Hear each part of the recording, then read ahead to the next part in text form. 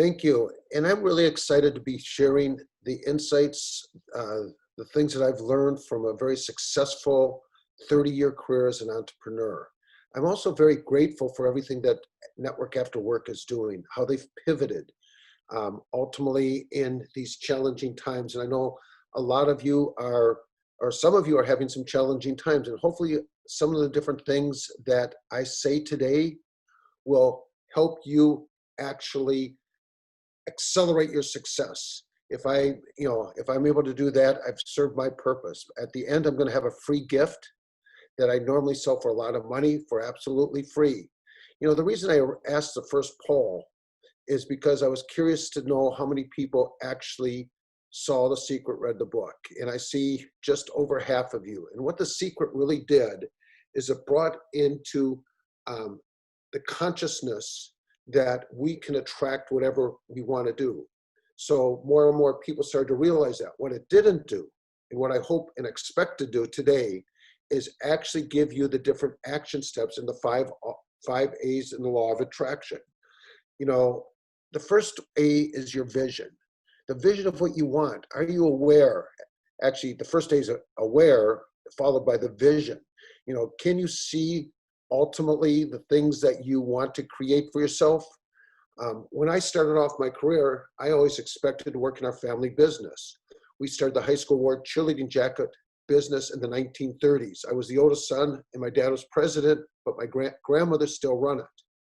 The problem was there was too much family in the family business. As I started growing the business with my dad, my grandmother wanted all of our other grandchildren to be involved in the business, and not every one of them pulled their own weight, and ultimately she wanted to make sure that everybody got paid the same. And I knew that there was something wrong with that picture. So the reason I'm talking about that is because sometimes we have this event that happened, for example, a pandemic, and we need to shift, we need to pivot, we need to change directions.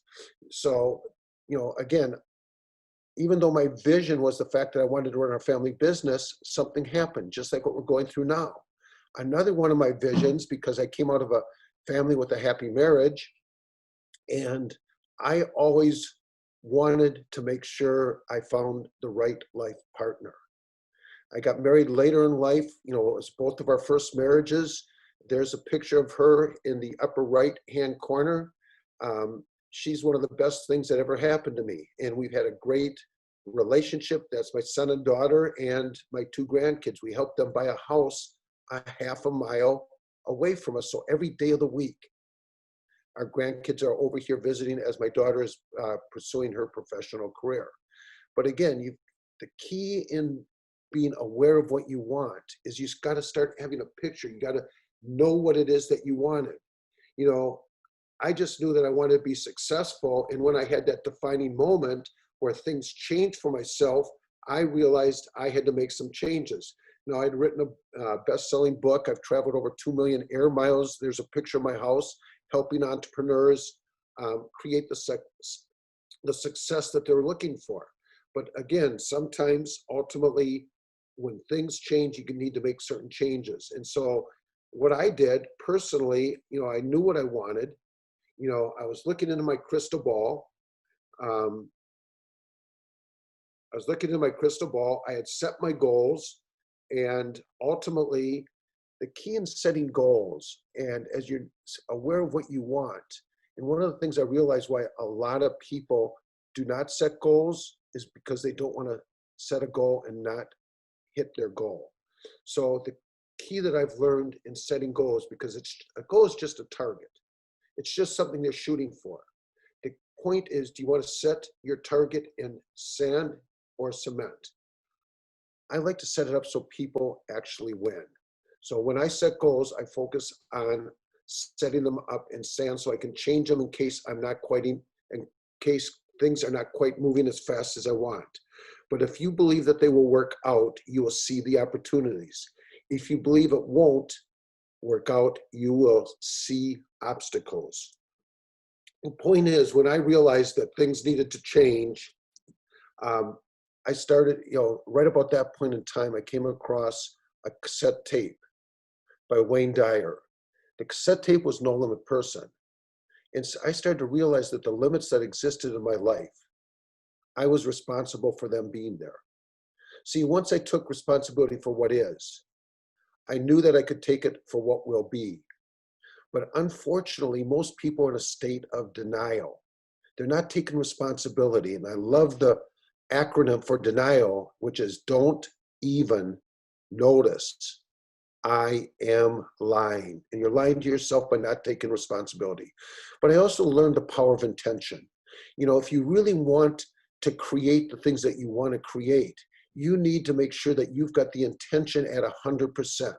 You need to be committed to making sure that they work.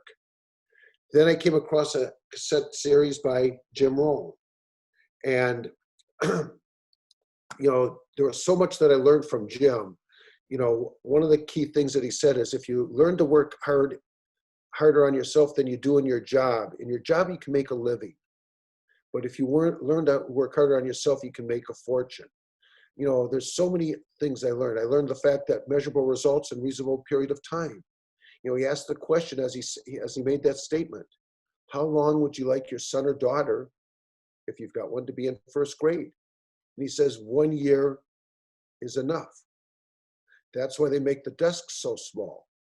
He also talked about a journal because, again, the mind only is going to remember so much. So when I started off, I started journaling.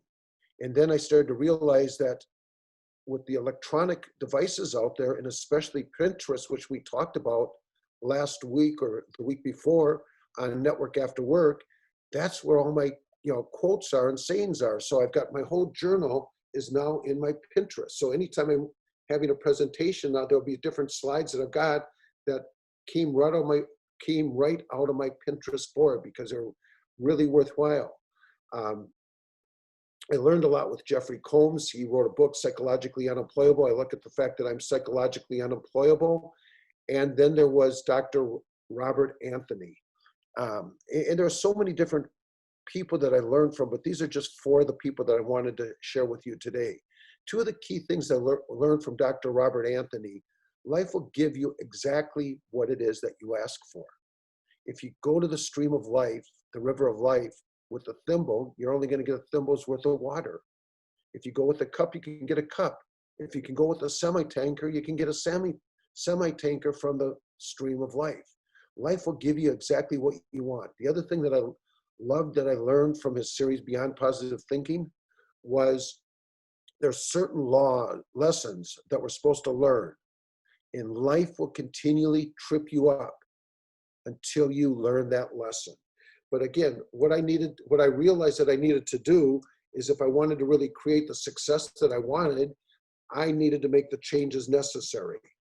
And so the key point, as you're aware of what you want, you also need to understand why you want it. You know, I think about, my journey as an entrepreneur started about 50 years ago, and things have significantly changed.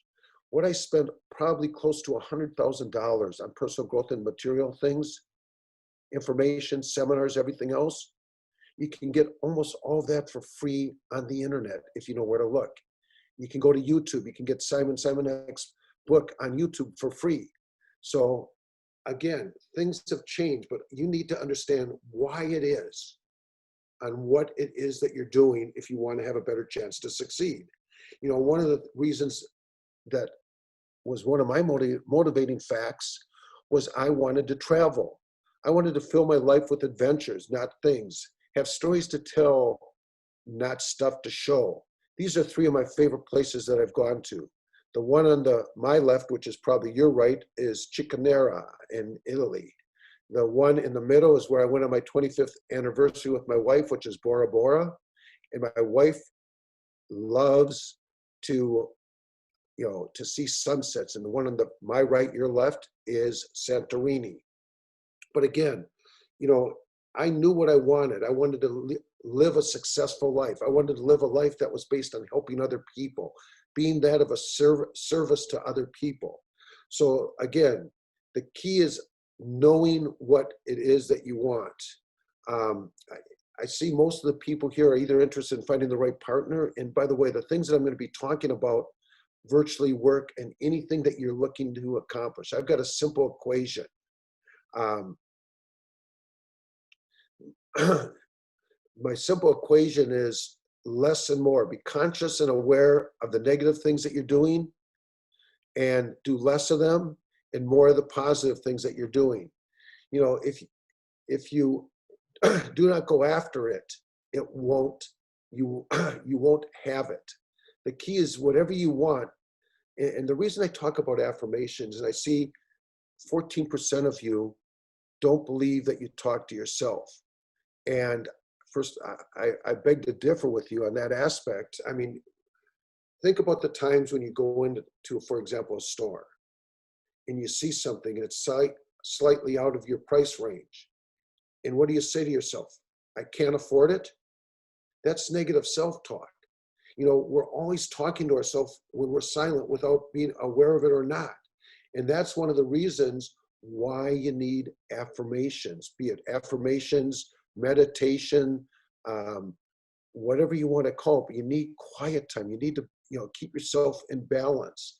The point is, you know, we all talk to ourselves. I remember with one of the original series that I listened to by Michael Gerber, he talked about from the E-Myth. He talked about 4 to 5 businesses are going to fail in the first 5 years.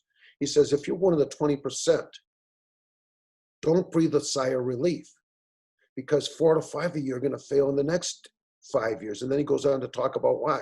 But when I heard that, I heard myself talking to myself. You want to know what I said to myself? That's not me. Failure's not an option. You know, for all of you that are on this presentation or that will be seeing it, because, you know, Network Afterwards posts these so you can see them afterwards. So if you liked this or liked any of the other ones that you might have not seen, you want to go to your past events so that you can re-listen to it or send a friend of yours that might not have heard one of the events that you thought was really good. But again, we all talk to ourselves. It's just recognizing it. And poll. Okay.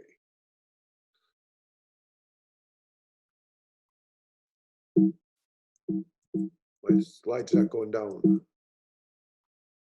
Share results. Oh, there it is.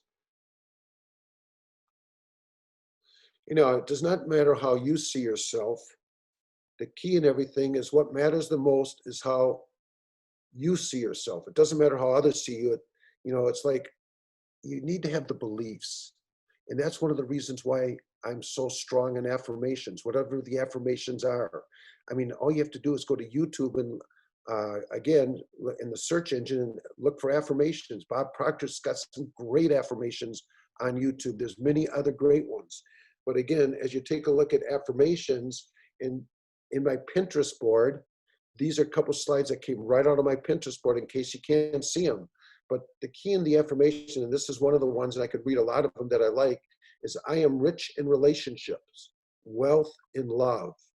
The point is we can reprogram our mind. That's what I had to do when I realized I needed to pivot. I needed to make a shift. I needed to change directions when I realized I was going from an employee to an entrepreneur. I had to figure out, you know, because failure was not an option, I had to figure out what to do. So I took a little bit of programming my conscious mind, programming my subconscious, or reprogramming my subconscious mind so that I could make sure that I created the success that I wanted. So the question is, what is holding you back? We've got another one of those polls, you know, because again, the third A after affirmations in the law of attraction is accepting the changes necessary. You know, I see not knowing what to do. I'll try to cover that, and I'll show you what I'm doing right now and how I pivoted. But again, the key is understanding what's holding you back, understanding what you need to accept the changes necessary. One of the key changes that, as Tony Robbins on the list, and again, I could talk about each and every one, but I just sort of like picked out the key one, and that again is on my Pinterest board, is focus on your prioritize developments over entertainment. You know, you want to focus on what you can change based on putting in more of the right information. And again, you can get it almost all for free or for very little cost, because you take a look at, besides the great networking events that Network After Work is doing, the fact that they're bringing some great speakers to share their insight and wisdom for free. You know, there's phenomenal value here. So what you want to do is figure out, accept the changes. Now that was a picture, the one picture with all those people on the street. That was the picture the last time that I spoke in Thailand. I wish I could tell you they're all there to listen to me speak. But what they were on the streets demonstrating in a very peaceful manner is they wanted change. They wanted to change the government. And actually they ended up, over a period of time, winning, and they ended up changing the government. But they did it in a very peaceful way, not necessarily what's happening throughout the United States. But again, the thing that I realized that I needed to change in my life is I needed to change destructive relationships. What relationships do you have that are holding you back? Everybody's got different things that they might want to change. Fear of failure, or fear. I'm going to get to that in a second, but as far as change, who moved my cheese? Again, you can get that for free if you go to YouTube. The movie is phenomenal. It's about 4 characters going through the maze of life, looking for whatever they, for their utopia, and they ultimately find it, and then things change over a period of time. And the whole book or the whole movie is about how people deal with change. Are you going to be the victim or the victor? I mean, change is the one constant in life. The point is, things are always changing.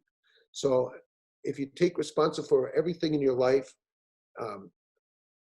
you can have anything in your life that you want. The point is, change is going to happen. Embrace change. Use change as a stepping stone, not as something that's going to validate why you didn't create the success that you want. There's 2 R's. There's reasons of what's happening, why you're not making things happen. The other thing is the results that you get. For those of you that have got fear, and I love how the movie Lion King portrays fear. For those of you that didn't see it, because there's 3 different acronyms for fear, and I want to explain it as we look at in Lion King. For those of you that might not know the storyline, it was about this little baby cub being born named Simba to Mufasa, and Mufasa had a brother that always wanted to ultimately be the king of the jungle. So he tricked Simba to coin his dad, where he had arranged a booby trap in the canyon, and his dad was killed. So what Simba did is the first acronym of fear: false evidence appearing real. He thought he was responsible, but he wasn't. So ultimately, he did the second acronym of fear, which is F everything and ran. He didn't face the reality. And ultimately, over a period of time, one day, he was looking into this puddle, and a voice from the hereafter, his dad, spoke to him, and he said, "Son, you are more than you have become." So what he did is he did the third and final acronym of fear, which is face everything and rise. He went and dealt with the situation. I mean, we're dealing with a pandemic. There's going to be some great things that come out of this pandemic, but you've got to face it and figure out ultimately, how you're going to benefit. I mean, there's going to be a lot of people that are going to pivot, and they're going to pivot very successfully. And this is part of the reason why Network After Works is bringing some great people to share perspectives and insights to help you. Again, they understand there's more, the relationship to the value and service to the marketplace, the more that attractive they get. And they're looking at how they're pivoting is bringing more value and service to the marketplace by helping people. One of the biggest reasons that I see, and I've been doing a lot of the breakout sessions, and I'm going to talk a little bit about that, why people are not as successful as they could, is they focus on the transaction rather than focusing on developing the relationship. You want to focus on focusing the relationship. The other thing that you need to look at changing is ultimately, it goes back to what I consider the green grass syndrome. Always looking on the other side of the fence to see if you've got greener grass there. When you've got something that you're passionate about, that you're on purpose, you understand why you're doing what you're doing, you want to avoid looking across the other side of the fence. The next A is action. And this is probably one of the second most important. The last A is the most important in my opinion. But let's take a look at the actions ultimately that you need to focus on. Life is not about finding yourself. Life is about creating yourself. One of the things I've learned, ultimately, it doesn't matter where you start in life. It doesn't matter where you are now. And here's the key. It's the direction you're headed, and more importantly, where you choose to end up. We all have choices of where we want to be. There's a lot of information out there. You can find a mentor, you can find a coach. There's many things that you can do, but you need to take action. Going back to what Nike said, just do it, get into action. Now, obviously things have changed. Every business, you've got to either figure out a way to prospect for customers, get people into your funnel so that you can ultimately get them down to the bottom part of your funnel and grow your business. The richest people in the world are looking for a network. Everyone else is looking for work. Your net worth is in relationship to the value of your network. So let's take a look at how we can increase our network no matter what business you're in. It doesn't make any difference. Again, there's always ways to do it. But when you're talking to people, you're going to come across 4 different people, because people are the key. It's developing relationships. There's what I call sharks. I've got 4 quadrants. I've sort of categorized them into 4 different quadrants of people that we're going to run across. The first one is that of a shark. Harvey McKay, and he's what I look at as a good shark. He's a personal friend of our family. My mother was in his sister's wedding. He's written 13 books. The people in Shark Tank are good sharks, but there are what I look at as undesirable sharks. And I've run across a lot of them. And the key is people reveal themselves pretty quickly based on what is their true intention. So you always want to take a look at the kind of people that you're looking for. The second picture, which is a picture of my brother, and what I would say is he's a spectator. He knows how much money I've made, and he's just working a job, and there's nothing wrong with the job, but he's just trading his time for dollars. He's working to make somebody else's dream rather than the fact of creating his dream. So I look at him as a spectator. The person on the bottom left as you're looking at the bottom right, is Larry Benet. And he's a good friend. He's a master connector. He's made a living at connecting. He's made a lot of money. And there's people that just like to be connectors, and those are great people. And the person on the far right is a really close friend of mine. He's got a phenomenal story. It's Doug Plank. He played for the Chicago Bears. I talk to him probably 2-3 times a week. And part of his story is he always wanted to play for Penn State. So he was calling Joe Paterno from Penn State, writing Joe Paterno, and finally Joe came down to see him. And he told him, Doug, you're too slow or too small to ever play for Penn State. The week later, Woody Hayes came down to see him just because he heard that Joe Paterno was coming to see him. So Woody Hayes signed him for a 4-year contract. Years later, he ended up becoming in the Pennsylvania Hall of Fame for high school athletes. And the guy came up to see him, and he shook his hand and he says, Doug, I've always wanted to see you. And Doug very humbly said, why is that? He said, well, I used to work for Joe Paterno, and every year before I'd go out and see the high school athletes, he would tell us your story about it. It doesn't matter how big they are or how fast they are. It's what's in their heart and their desire to win. The point is you can't judge people. The point is you want to focus as you're looking to meet people on, what is their intention? What is their desire? I mean, when I started in this business, probably 50 years ago, there was none of these kind of companies out. Google, Amazon, LinkedIn, I could go on and on. In fact, my cousin, the day after my birthday, 57 years ago, and as I tell you this story, I never met him. He's a distant cousin, but his mother was at my wedding. He wrote a song, and the name of the song was "The Answer, My Friend, is Blowing in the Wind." That was 57 years ago, the day after my birthday. Today, the answers are on the internet. You can almost find anything. I mean, when I woke up to set my alarm, I said, it's Google, set the alarm. We've had fires where I'm at. Google, what's the air quality temperature? Zoom, where everybody's here on Zoom or Facebook, or, they're watching it from anywhere around the world. So technology has totally changed. Now, the reason I've got this and talking about technologies, the ad on the left, have you ever wished you had a generous, wealthy uncle? That's an ad that I'm going to get ready to drop within the next 2 weeks. I'm going to test it out because, again, there's multiple different ways to find customers. It's easy to say, I don't know what to do, but you've got to do something. Attend Zoom meetings, attend the networking after work, look at possibly email marketing, look at meeting different people on different social networks. On the right is my digital business card.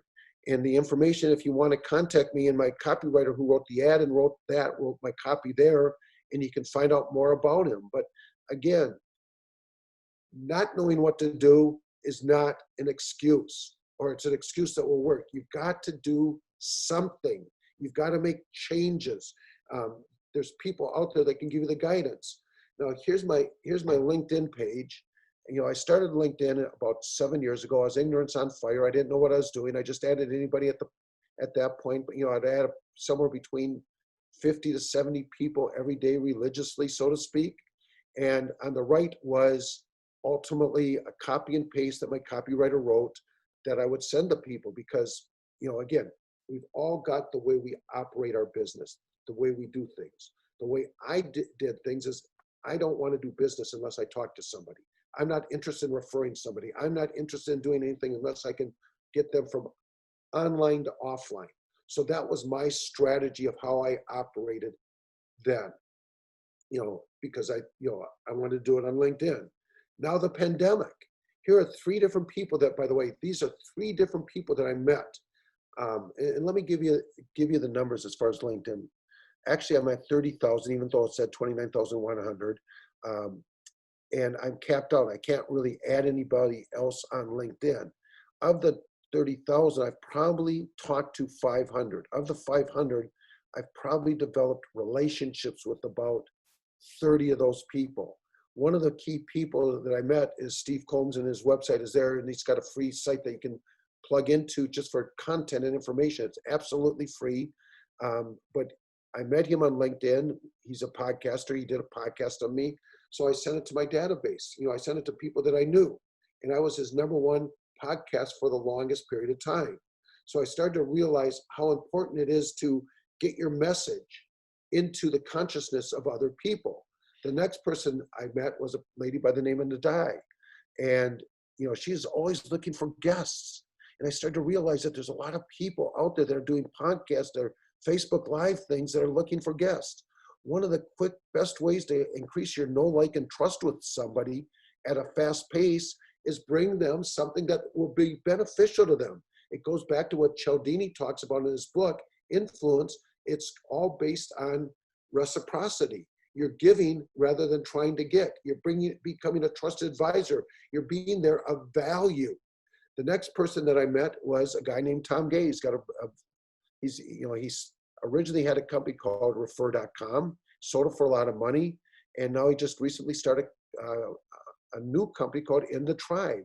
And so if people want to be in contact with me, I invite them to come into the tribe so that I've got, able to contact them. Now, here's the interesting part. James Feldman, who I believe might be on this call today, otherwise I was on his webinar earlier this morning. I get up at 6 a.m. Normally I don't get up with the electronic income or the electronic rooster, but it's that important because he's got so much insight, so much wisdom. He wrote a book, Shift Happens. And every Tuesday and Thursday, they've got free webinars. And see, part of what makes him so unique, and again, I met him on Zoom at Network After Work. See, one person can change your life. You never know who that one person's going to be. You know, James has done one little thing that has accelerated the things that I'm doing, and I'm doing things to help him. You know, it's a synergistic relationship. So, but again, what is going on now is like LinkedIn on steroids. You're able to meet people that much faster if you know what you're doing. But focus on the relationships. This is another gentleman that I met on Network After Work. His name's Mark Jarrett. You know, he said one key thing that grabbed my attention. He said, I've got 150 WhatsApp groups. Whoa, a whole nother place to meet people. We become instant friends because I focused on the relationship. He's a phenomenal person. I mean, I've met so many great people. I wish I could put them all up on this slide of all the great people I've met at the Network After Works. But be there to contribute to other people. A lot of the times when we're connecting with people, we're dealing with other people's perception. Their perception is their reality. That one picture of the lady, some of you are probably looking at it and see a beautiful young lady. And others of you are looking at it and saying, what do you mean a beautiful young lady? I see this old, very old lady. What are you talking about? The key when we're talking with people is we need to be able to shift perception. The root of the word perception is precept. That's their fixed idea. We need time. We need to figure out how to change their perception if they're open to it. You know, one of the key things that I've learned, sort of like when I go to Costco, or when I used to go to Costco, when they used to give out food, I would like to, you know, sample things before I bought them. You know, the key, and I love the acronym of TIP, which is to ensure promptness. And the reason I say that, because if you're going out to a fine dining place and you want fast service, do you give tip at the beginning or the end of this meal? Chances are you'd give it at the beginning. If you want to position yourself as a trusted advisor, somebody that's going to be there to giving, do you start off by showing them that before you try to focus on a transaction? You know, the key in the law of attraction is how we attract the right people into our life. Perception is not reality. Even salt looks like sugar. But again, it's how we are able to change people's perception so that they want to do business with us because we're a trusted advisor. We're being there of value. We listen to them. We ask the right kinds of questions. Now, one of the things that I've learned, and this is what, when you're if you're in a breakout session with me, and again, my copywriter wrote this. I mean, I wrote it and then he repurposed it in a way that was more, sounded better, but I copy and paste this into the chats because, you know, now that with all the Zooms going on, I've been meeting more and more people, more and more great people. And I figure the people that want to reach you are going to reach you. I don't have time to follow up unless they, you know, and I let them know, you know, and neat part of in the Zooms, you can send a little private message. Please contact me or something like that. We should connect afterward. But, you know, the key is doing things differently. You know, if you haven't ever watched The Profit by Marcus Lemonis, highly recommend it. He's a guy that goes out and buys failing businesses, and it's all based on 3 Ps: people, product, and processes. Now, I'm still in the process of continually improving the process of where I take people through. Once I've had a connection, once I've had a conversation, what I might send them. I mean, I've got a variety of different things that I'm going to send them. One of the guys I was talking with that I met on Network After Works, where, you know, he made a comment. He says, I don't have a cookie cutter approach. I don't have a cookie cutter approach because everybody's different. Everybody's got different, where they're at in life, where they want to be at life. They've got different resources, skills, connections, intentions, all those kind of things. So you need to understand the person that you're looking to develop a relationship with. You know, I wish I could tell you, because, you know, as you're looking from where you are to making that pivot to where you want to be, you know, quite often we think it's going to be a straight shot from where you are to where you want to be, and it's going to be there. But the reality, it's more like the picture on the right. You're going to have your twists and turns. You're going to have your detours. You're going to get your lessons. You're going to have an experience. I love the definition of experience. Experience is what you get when you don't get what you want.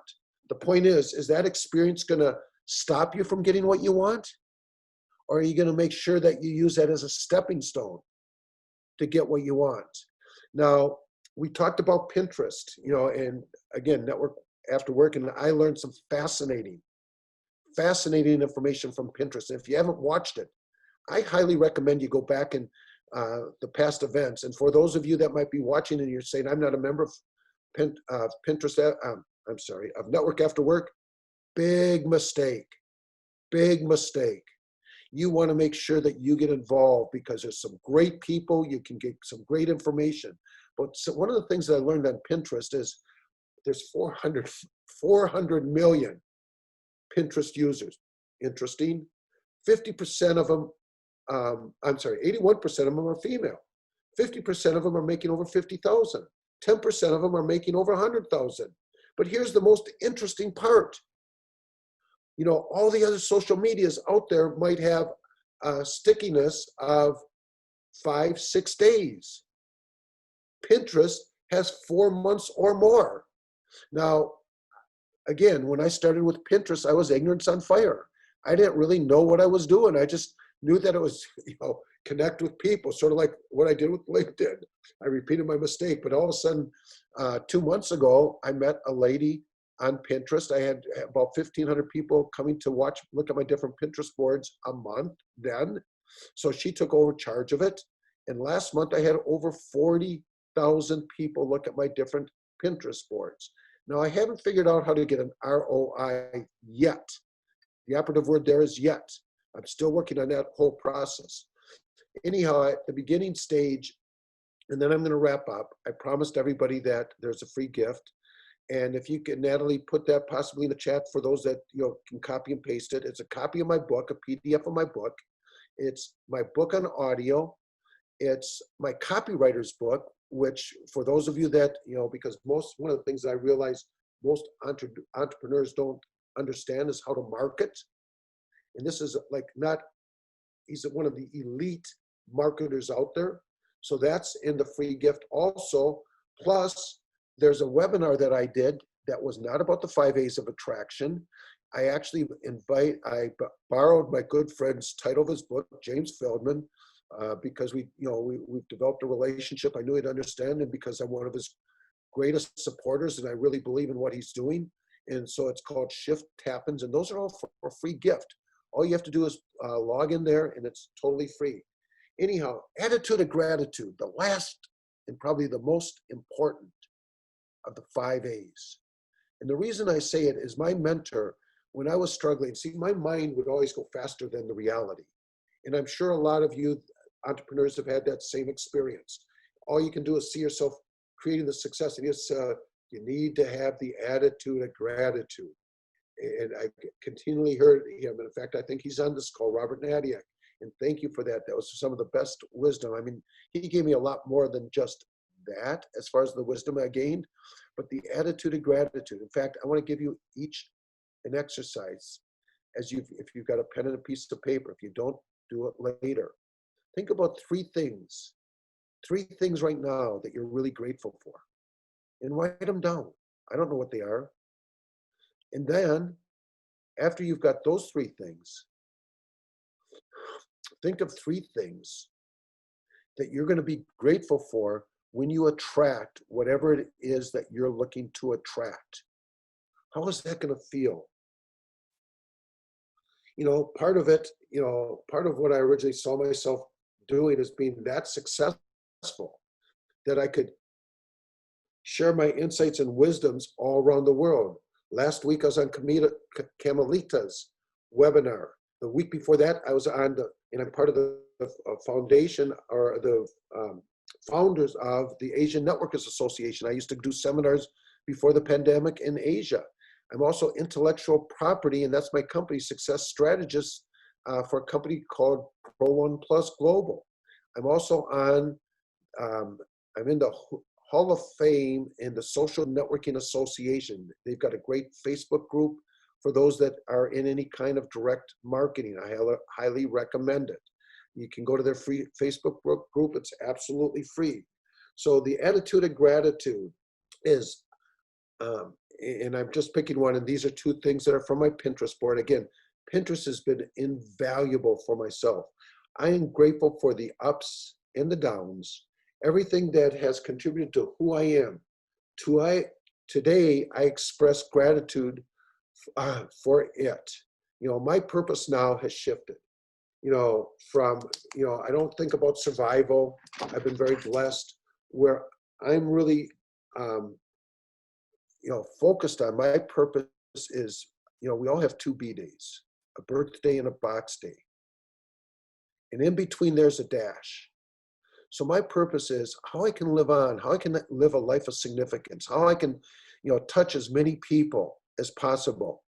One of the things, if you get my business card, it's there as one of the videos because the business cards accelerate the know, like, and trust. But one of the videos that I have on my business card is from a guy that I met on LinkedIn. It's called the Star Thrower. Now, when I actually talked to him, I found out he was a teacher. He's a futurist, but he was a teacher of one of my brothers at a school in the Twin Cities called SPA. And it's about a person that is seeing all these stars that have washed up on the beach, and he's out there early in the morning before the sun got too hot, throwing them back into the ocean. My objective is to be of much value to other people, because here's my definition of wealth. There's a direct relationship to the wealth that you have and the value and service that you bring to the marketplace. Who is the marketplace? People are the marketplace. With that, I think I've got enough time to see if anybody's got some questions that we might have. Definitely, we did get a lot of questions. Okay, let's see. Can you list the 5 A's briefly one more time? Just go through them one more time. The first one is aware what you want. The second one is affirmations. Affirm what you want. That could be, more of visualization, meditation, whatever. The third A is accept the changes that you need to make. The fourth A is actions. Create a strategy and develop an action plan. You're going to adjust that action plan, but you've got to, going back to what Nike said, you got to just do it. And the fifth A is attitude of gratitude. Awesome. Thank you for that. Let's see. What does the E in denial represent? Or can you just go over what denial each letter represents? Sure. Don't even notice. I am lying. Perfect. Okay, Greg wrote in asking if you can go over the 4 types of people. He said shark, spectator, connector, and what was the 4th? Okay. First of all, the sharks are what I would say are the undesirables. There's certain people you can spend 2 minutes with, but not 2 hours. Others you can spend 2 hours, but not 2 days. An undesirable person is somebody that's a chaos creator, saboteur, con artist, and there are that. I mean, in my LinkedIn groups, I tapped into a whole network of scammers. I could talk about that, but that's for another time, another day. So that's the first one. The next one is a spectator. They're going to sit back and watch what you do. We all have different spectators, cheerleaders, whatever. The third one is a connector.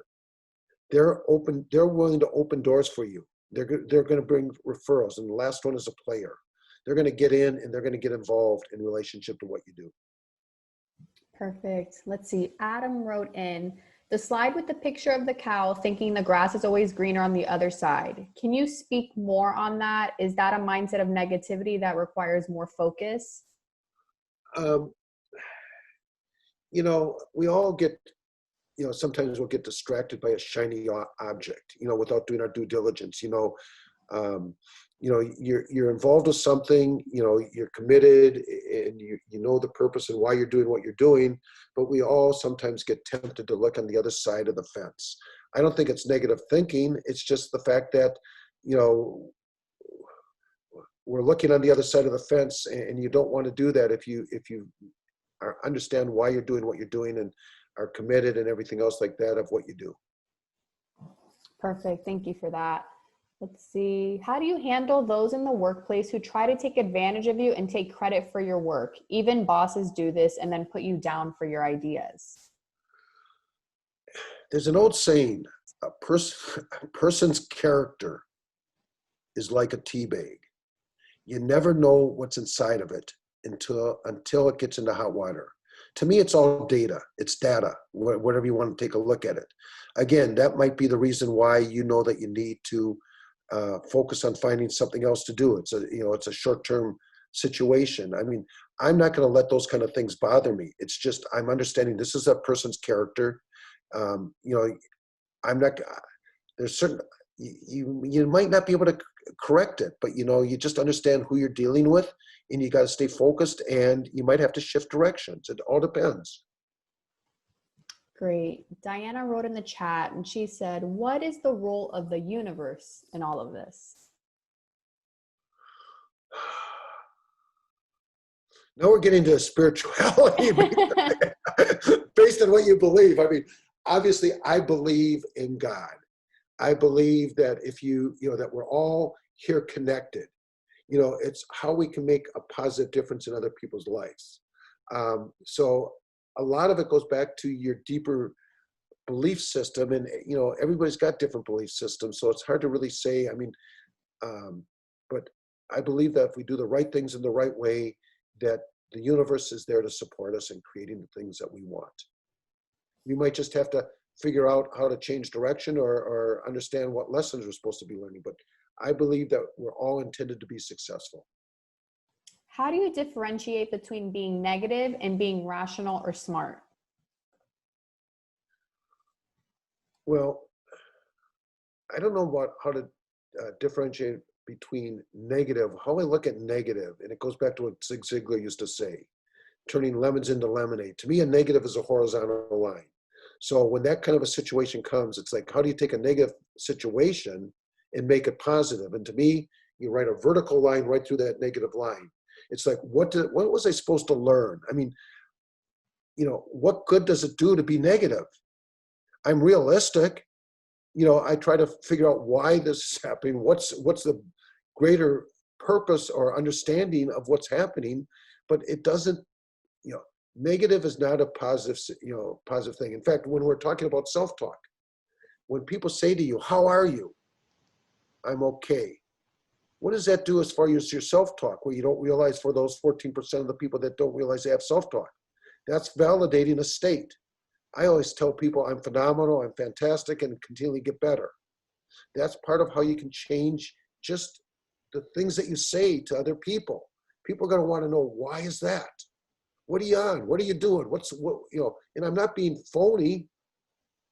It's my state of mind. I don't have the luxury of being negative. Awesome. Thank you for that. Chris wrote in saying, I want to fix businesses with their performance improvement and turnarounds. I have experience doing this for all sorts of businesses, but I am not good at sales or networking. Do you have any suggestions? Yes. My first suggestion is change the word sales to influence. All influence, be it if we've had children, if we're married, anything. And I would highly recommend going to YouTube. It's called Robert Cialdini, Cailidi. I can't remember. Anyhow, he wrote 2 books. One of them was Influence, and he really narrows down the key 6 influencing factors to influence people more effectively. And he really goes into depth in that. And the other one is Pre-Persuasion. So the first thing I would do is focus on improving your skills in influencing. Would be the first thing that I do. And the other part, and again, if you want to reach me, the information by going to my free gift is there. One of the people that I met on LinkedIn, he's got a really powerful search engine. I mean, really powerful. It can help anybody find whatever they're looking for.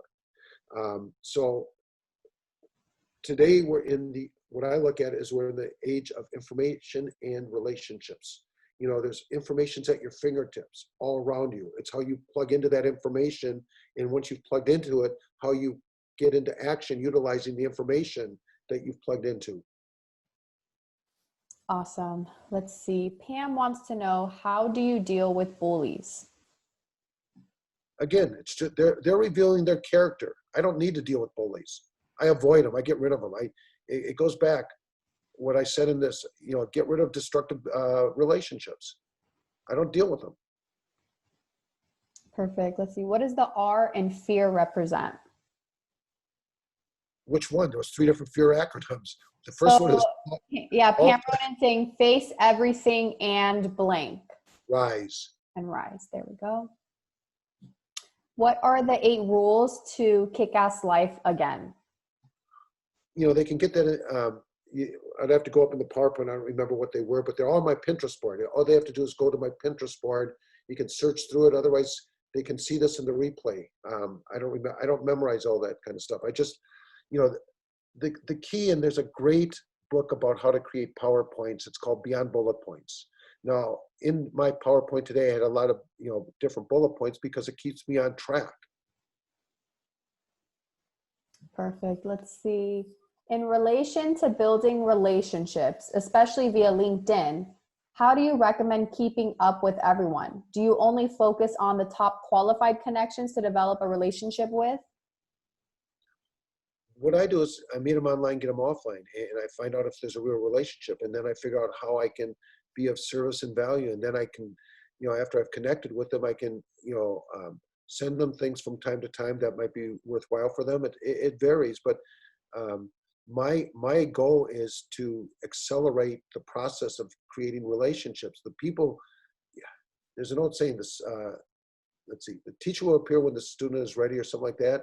You know, if the relationship's right, if you're sending out the right messages and connecting with people, they're going to let you know. I mean, it just happens. Okay, perfect. This is in regards to LinkedIn as well. Can you go over the message you use to request a live phone call with a LinkedIn connection? Yeah, it's up here. Give me a second. Can you get rid of the points? Oh, I got rid of it. Okay. I'll read it to you so you get it. Hi there, and I put their name. Glad we are able to connect. I am curious to know more about you and how I can add value to your life. One of my superpowers is being a great connector. So I have relationships with a lot of different people in all sorts of industries. I'd love to find time to talk for a few minutes so I can find out if I have any connections that I could help you. Who knows, maybe we can even help one another. After all, people do business with those they know, like, and trust. Kind of makes sense to get to know each other, even just a little. Let me know if you'd be like to jump on a friendly phone call. I hear people still do that when they're not texting. Hope to hear from you soon. Why I contacted you was what you wrote in your profile.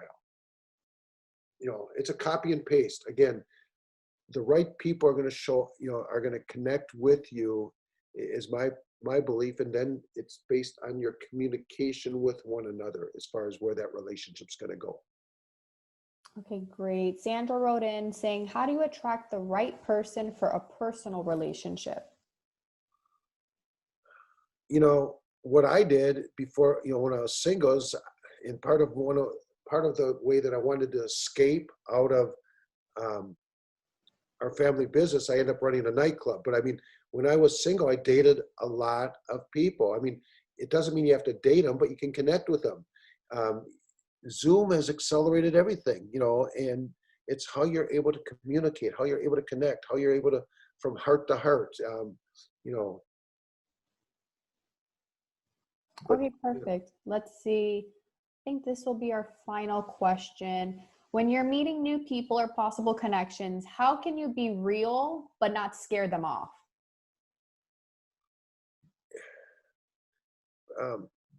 By, you know, asking questions. The way I normally start is And I always want to find out about them first, but I say, how can I be of service to you? What can I do to make your day? What, you know, I'm, you know, the key about being a networker, and I'm a professional networker, and a lot of what I had to overcome, because part of my background is what they call MLM, and many people look at that differently. I like it to look at it as making life meaningful, but in my profile and meeting people, that's part of my past. I mean, that's part of what I've done. And so the other definitions of that is making lots of money or making love more. You can look at it any way you want, but you know, I, the way to connect with people is have a real conversation. Listen to them. People know if you're listening to them or if you got an agenda. And if you've got an agenda, most people are very intuitive and they're going to see right through you. Okay, great. Thank you so much, Robert. And thank you so much to everybody that joined us today. I hope you all enjoyed Robert's presentation.